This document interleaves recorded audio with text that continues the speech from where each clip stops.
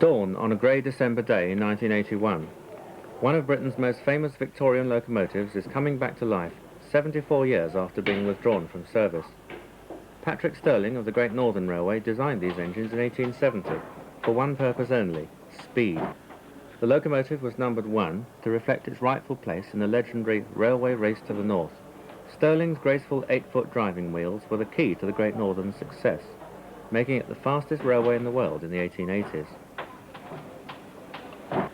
When York Museum decided to return number 1 to steam, the preserved Great Central Railway at Loughborough was a natural choice of location, a perfectly straight section of a former main line, ideal for showing off number 1 as she used to run. The Great Northern Railway's successor, the LNER, is represented here by 2 classic designs.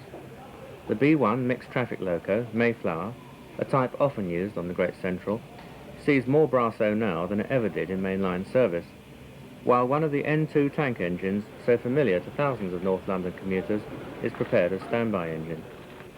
The loco shed at Loughborough is built across the former mainline track of the old Great Central Railway, the last of the great main lines to be built, opened as late as 1899, with its new London terminus at Marylebone.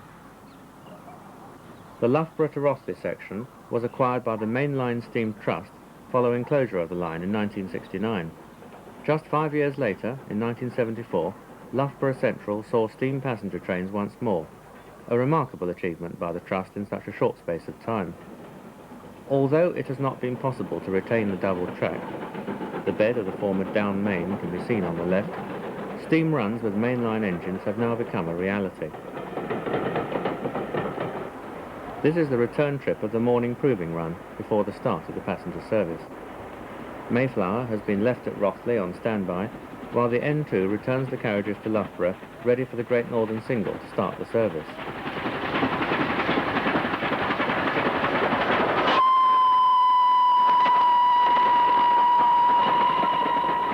At the Loughborough depot, number 1 is now receiving its final spit and polish before working its first public passenger train for over 70 years. John Bellwood, Chief Mechanical Engineer of York Museum, on the left, supervises the efforts of the Great Central Volunteers on some last-minute maintenance. See whether any bloody oil be coming out of there, John. This handsome piece of 19th century engineering, which some claim to be the most elegant ever designed, were placed in the capable hands of the Great Central Volunteer staff for the 1982 season. For a railwayman's view of the single, no one is better qualified than John Bellwood. It's a very nice engine to drive. Fortunately, I was sort of brought up on Great Northern engines. Not that I'm old enough to have worked for the Great Northern Railway, but I was on the GN section of the old LNER, and so the pull-out regulator, which inhibits some people, is sort of second nature to me. Yeah. But you've got to watch it because it's a domeless boilered engine.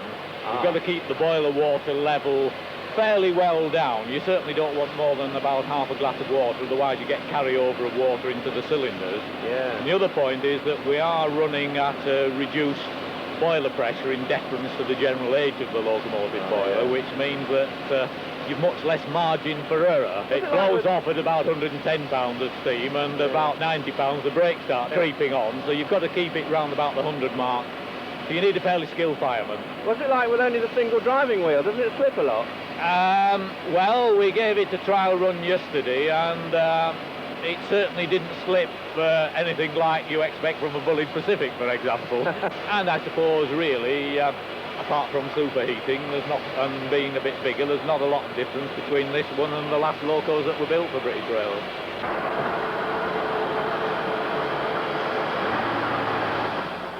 To mark number 1's return to steam, a special ceremony was held at Loughborough Station, attended by the head of the Science Museum, in overall charge of the National Transport Collection, Dame Margaret Weston. She waved a green flag to signal number 1 to start, and the 111-year-old engine made a stately entry into Loughborough Station.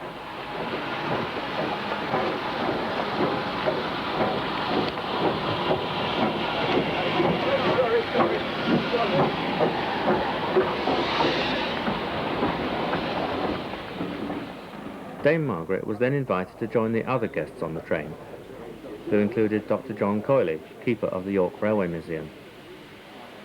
As a precaution against undue wear and tear, understandable for such an old locomotive, York Museum have limited the number of trips Number 1 can make, and the enthusiasts and photographers were not missing a single chance to see it.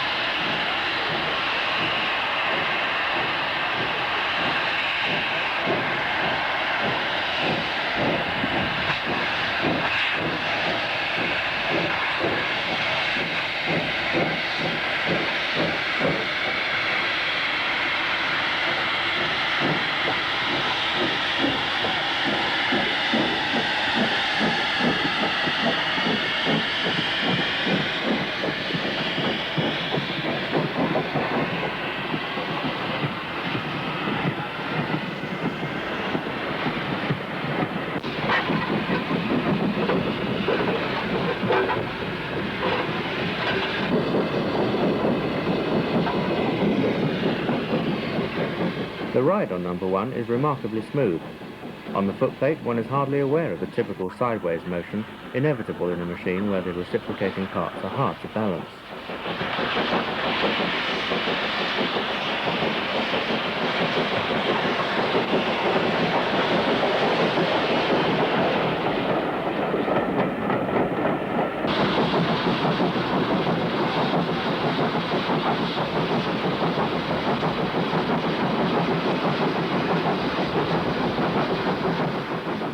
Enjoying a return to the footplate for this historic run was the fireman on Number 1's 1938 centenary excursion, 76-year-old Harold Micklethwaite from Nottingham.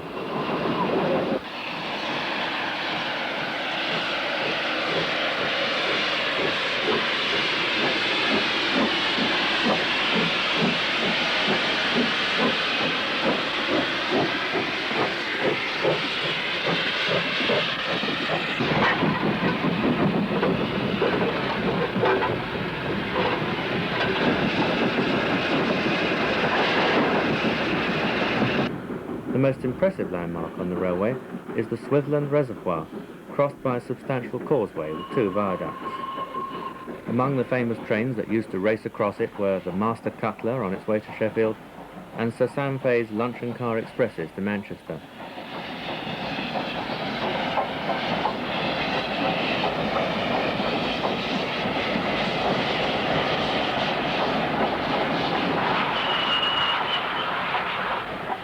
It is hard to imagine that this leafy single track was once a main line that carried most of the traffic from Wales and the west of England to York and the north-east.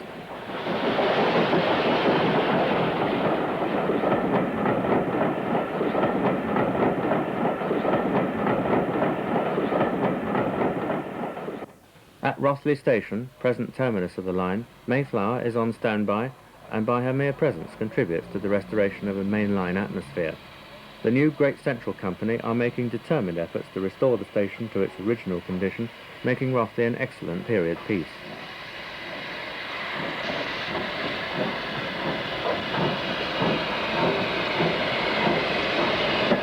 The relaying of tracks lifted by British Rail was a major task for the line's new owners, and the points at Rothley were an essential part of the work, enabling engines to switch round their trains for the return trip to Loughborough.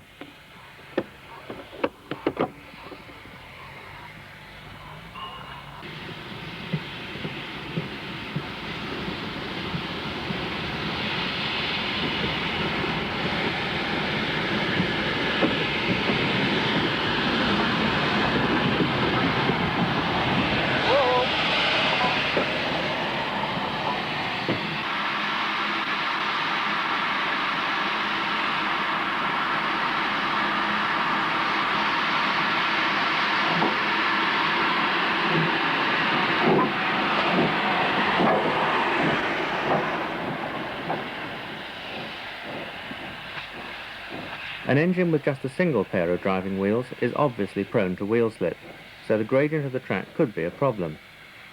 Although the singles had a reputation for sure-footedness when running forward, they were not designed to go up hills in reverse, so the track out of Rothley had to be carefully hand-sanded for several hundred yards.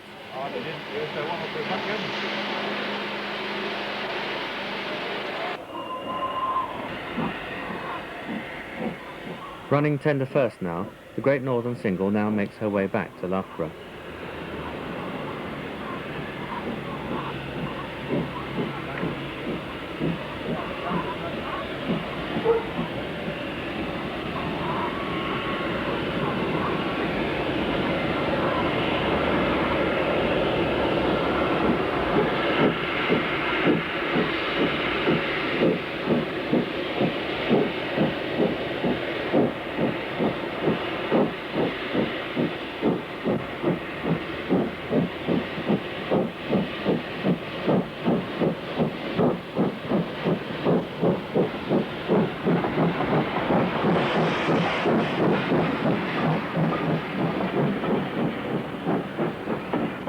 The elegant progress of Stirling's 8-foot wheel spinning along the main line symbolises all that was best in Victorian engineering, and to see her steam again in 1982 is a tribute to those concerned in restoring and running her.